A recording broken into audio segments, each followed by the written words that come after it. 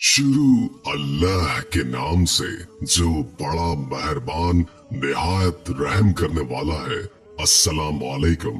कुरान मजीद में हजरत मूसा अलैहिस्सलाम के जिक्र में दो फिरौनों का जिक्र है।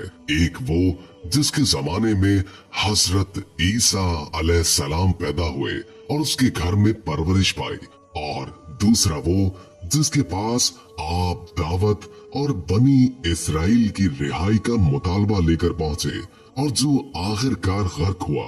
मौजूदा जमाने के मुहक्किकीन का आम ख्याल ये है कि पहला फिरौन रामसेस दोम था, और जिस फिरौन का गर्क होने में जिक्र है वो रामसेस दोम का बेटा मुनफताह था। उसने बनी इस्राइल को गुलाम बनाया और उन पर हर तरह के मजालिम करता।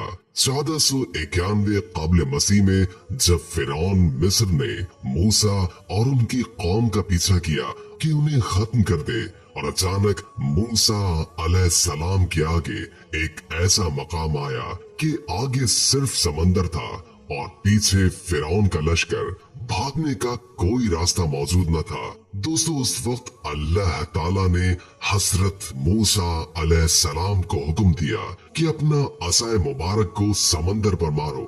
उन्होंने ऐसा ही किया और देखते ही देखते समंदर दो हिस्सों में बट गया और इतना लंबा रास्ता बन गया कि पूरी बनी इस्राइल कौम अपने मालो असबाब समेत यहाँ से गुजर गई। और जब फिरौन मिस्र ने, जो कि खुद को खुदा कहता था, उसके लश्कर ने गुजरने की कोशिश की तो समंदर वापस आकर मिल गया जैसे पहले मौजूद था, और सारा का सारा लश्कर फिरौन समेत गर्क हो गया। इस तरह डूब कर मरने के बाद समंदर ने सिर्फ फिरौन की लाश को समंदर से बाहर फेंक दिया, जबकि बाकी लश्कर का कोई नामो निशान न मिला।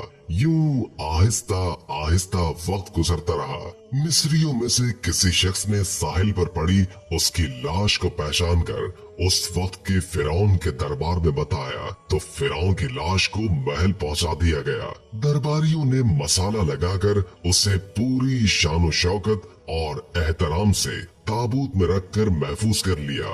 कमाल का इत्तेफाक है कि पूरी जमीन पर उस वक्त सिर्फ एक कौम आबाद थी जिसे मसाला लगाकर लाशों को महफूज करने का हुनर आता था। ऐसा लग रहा था कि इस कौम ने इसी दिन के लिए ही ये सब कुछ सीख रखा था। फिरौन मिस्र की लाश को मसाला लगाकर महफूज करने के अमल के दौरान उनसे गलती हो गई, और वो गलती ये थी कि फिरौन समंदर में डूबकर मरा था, और मरने के बाद कुछ अरसे तक पानी में रहने की वजह से उसके जिस्म पर समंदरी नमकियात की एक तह जम गई थी। सो मिस्रियों ने उसकी लाश पर नमकियात को इसी तरह रहने दिया और ऐसे ही मसाले लगा दिए। वक्त गुजरता गया, जमीन व आसमान ने बहुत सारे रद्द-बदल देखे, जिसकी गर्द के नीचे सब कुछ दब गया। हत्ता कि फिरौनों की हनूद शुदा लाशें भी जमीनों की तह के अंदर छुप गई। उनके नाम सिर्फ किताबों और उनकी तामीरात और शान शौकत लोगों के जहन के अंदर ही रह गए। इसके अलावा उनका बनाया गया सब कुछ खत्म हो गया। इस वाक़ये के 2000 साल के बाद इस दुनिया में अल्लाह ताला के आखिरी नबी हजरत मोहम्मद मुस्तफा सल्लल्लाहु अलैहि वसल्लम तशरीफ लाए, और उन पर नाजिल होने वाली आखिरी किताब के अंदर इंसानी नौ की इबरत के लिए फिरौनों के किस्से बड़ी तफसील के साथ बयान किए गए। और इसी सिलसिले में फिरौनों के जिस्म को महफूज करने के बारे में भी एक आयत नाजिल हुई, जिसके अंदर अल्लाह पाक वाज़े तौर पर फरमाता है कि हम तेरे जिस्म को आने वाले इंसानों के लिए इबरत बनाकर महफूज कर लेंगे। इस आयत मुबारका की सच्चाई पर तमाम मुसलमानों को यकीन था, लेकिन वो ये समझने से कासिर थे कि खुदाई का दावा करने वाले की लाश कैसे महफूज की गई होगी, कैसे इसे इबरत का निशान बनाया जाएगा, कौन इसकी तस्दीक करेगा। ये इतना नाजुक मामला था कि आप जरा खुद सोच कर देखें कि कुरान पाक के अंदर बयान किए गए अल्लाह ताला के तमाम अल्फाज में से अगर सिर्फ ये एक आयत मुबारका भी या अल्लाह का ये दावा नऊज़ बिल्लाह गलत साबित हो जाता तो गैर मुस्लिम और कुफ्फार के सामने मुसलमान किस मुंह से कुरानी आयत का दिफा करते, मगर ये अल्लाह का कलाम है जिसके अंदर शक की कोई गुंजाइश नहीं। इसलिए हर दौर के अंदर उसने अपने आप को और अपने एक एक लफ्ज को मनवाया है।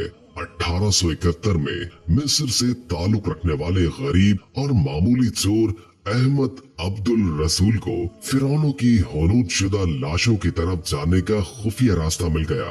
ये बस इतना चाहता था कि फिरौनों की लाश के साथ मौजूद कीमती नवादरात यानी सोना, चांदी, हीरे मोती वगैरह को हासिल कर ले, और इसलिए ये दरियाए नील के किनारे तबसा के मकाम पर बैठा मंसूबा बना रहा था कि जब उसे खुफिया रास्ते का पता चला और उसने ये जगह खोदनी शुरू की, उसी दौरान उसे मशकूक समझकर कुछ लोगों ने पकड़ लिया और पुलिस के हवाले कर दिया। बाद में वो जिस जगह को खोद रहा था वहाँ से मिलने वाले रास्ते की खुदाई की तो 1891 के अंदर दूसरी मम्मियों के साथ साथ इस गर्क होने वाले फिरौन की लाश भी मिल गई और उसके कफन पर सीने के मकाम पर उसका नाम लिखा हुआ था। इन मम्मियों को माहिरीन अपने साथ काहिरा ले गए जहां इनकी तफसील का जायजा लिया गया तो फिर फिरौनों वाली मम्मी पर जमी हुई नमकियात की तह से इस बात की तस्दीक हो गई कि ये वही फिरौन है जिसे पानी में गर्क करके निशाने इबरत बनाने का वादा किया गया था।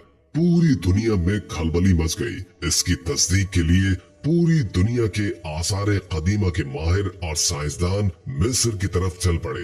मुख्तलिफ साइंसी टेस्ट करने के बाद दुनिया भर के साइंसदानों ने तस्दीक की कि दूसरी सब लाशों की निस्बत सिर्फ एक लाश पर ही समंदरी नमकियात की तह जमी हुई थी जिसे उसने महफूज रखा और गलने सड़ने से बचा रखा। इस तस्दीक के बाद इसे फाइनली फिरौन की लाश करार देकर म्यूजियम के अंदर महफूज कर दिया गया। 1982 में ये मम्मी खराब होने लगी तो उस वक्त मिस्री हुकूमत ने फ्रांस के साइंसदानों की कुमक को दरखास्त की कि इसे खराब होने से बचाया जाए और जदीद साइंसी इंस्ट्रूमेंट से इसकी मौत की वजह भी मालूम की जाए। अरबी और फ्रांसीसी हुकूमत ने मिलकर इस मम्मी को फ्रांस ले जाने का इंतजाम किया। जब फिरौन की लाश को फ्रांस पहुंचाया गया तो एयरपोर्ट पर उस दौर के फ्रांसीसी सदर बजाते खुद हुकूमत के तमाम आला ओहदेदारों, तमाम वज़रा और फौजी अफसरान समेत उसके इस्तकबाल के लिए मौजूद थे। फिरौन की लाश का इस्तकबाल किसी जिंदा अजीम बादशाह की तरह किया गया।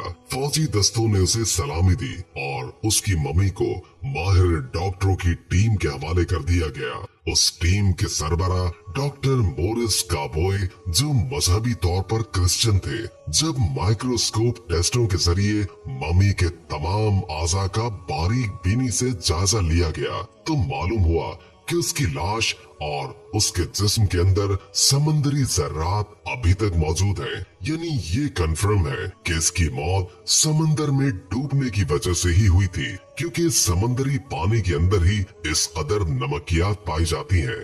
ये नमक उसकी लाश को हनूद करते वक्त खारिज नहीं किया जा सका था। 3000 बरस के दौरान ये रफ्ता रफ्ता उसके जिस्म से खारिज होकर जम गया और जब पट्टियां खोली गई तो नमक इस पर जमा हुआ पाया गया। दोस्तों, मौजूदा जमाने में फिरौन की लाश इबरत के लिए ऐसे महफूज करके दुनिया के सामने रख दी गई है कि आज इंटरनेट पर अखबारों, टीवी चैनल और करोड़ों अरबों इंसानों की आंखों के सामने काबिले तर्स हालत में मौजूद है, ताकि लोग जान लें कि इबादत के लायक और हमेशा रहने वाली सिर्फ एक ही जात है जो कि सबका खालिक और मालिक है, सबका राज़िक है। और अगर दुनिया के इंसानों में वाकई खुदा मौजूद है तो अपनी कौम को तबाह होने से पहले खुद को ही अल्लाह के अजाब से बचा कर दिखा दे।